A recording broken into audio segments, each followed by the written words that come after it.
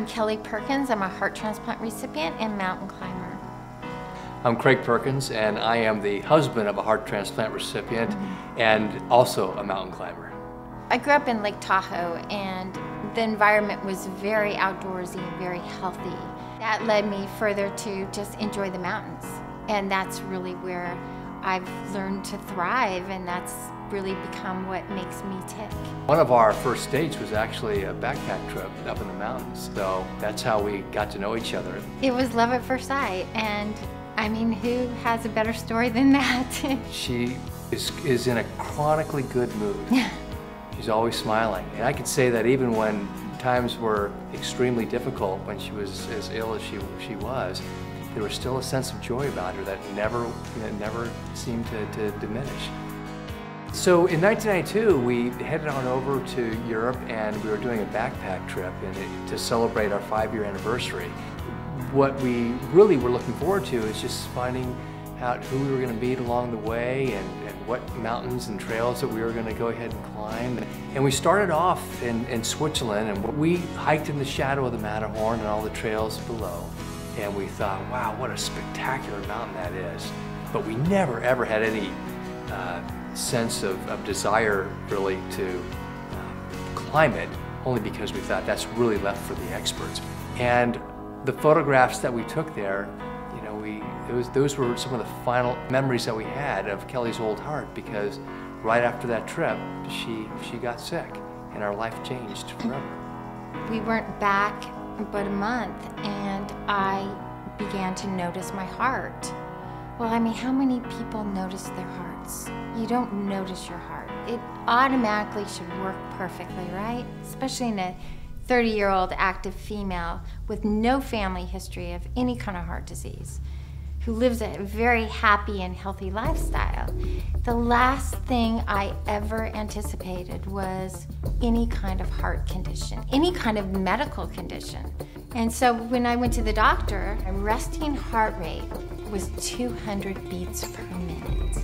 So it was 4 times my normal rate. And I was sitting on an examination table doing absolutely nothing and unaware that my heart was beating that fast. So obviously we knew that there was a serious problem here. And that's when life really started to change. My heart had been attacked by a virus, which made it go really, really fast. And really, really fast can be very life-threatening. And in my case, it was. I was so healthy. There was no reason for me to be sick. And Craig says to me, he goes, you know what? This didn't happen to you, it happened to us.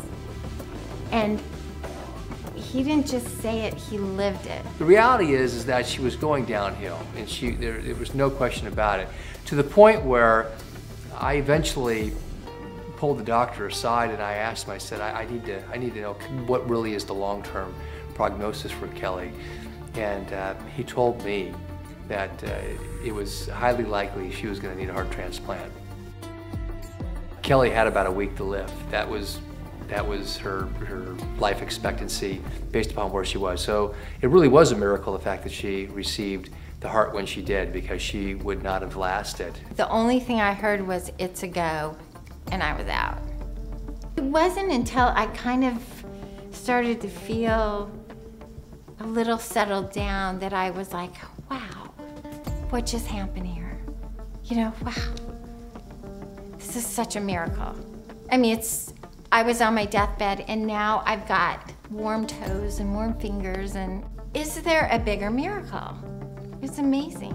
About 10 months after Kelly had the transplant, she really wanted to kind of exercise her heart. And so she said, let's go to Yosemite and let's hike some of the trails there. And so we did. Kelly ended up getting dehydrated and ended up in the hospital. After that, she recovered, and I said, well, Kel, what would you like to do next? And she said, you know what, we gotta do something bigger. So she said, let's go ahead and let's climb Mount Whitney, which is the tallest mountain in the continental United States. So after training for a long period of time, we successfully went out, and Kelly summited it. It turned out to be a story that was picked up by the Associated Press. And that story was picked up and read, as we later found out, by the family of the donor. shortly after that article came out, that there was a message on our home phone, and it said, I think you have my mother's heart. So with that, the relationship started. We recognized that, you know, here is something that happened to us, and we can turn this around and really possibly help change the perception that's out there about organ donation. She became kind of the trailblazer in saying, well, let's then do it so other people can feel like they can too. Going on to climb Mount Whitney was an important mountain to climb just because she wanted to compare her old heart with her new heart. As we got into that and ended up successfully climbing that mountain, we realized this is really fun. Going beyond that and going to Mount Fuji, I was contacted by the daughter of the donor before, and I explained to her, I said, we're going to be going over to Japan, and if you'd like to send out a little wish wand, we'll blow some bubbles from the top and we'll make a wish on behalf of your mom. And she said, oh, that would be just great. But if you wouldn't mind, I have a special request. Can I send out my mother's ashes? And could you release them from the top? And of course, I immediately said yes. I decided to keep it a secret. Sure enough, Kelly made it to the summit. And when we got up there, I explained that I was holding her ashes, and the request was to release them from the top. Yeah.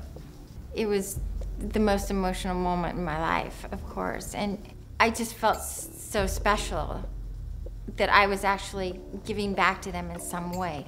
You know, before, with my donor heart, I really looked at it as my donor heart, not part of me.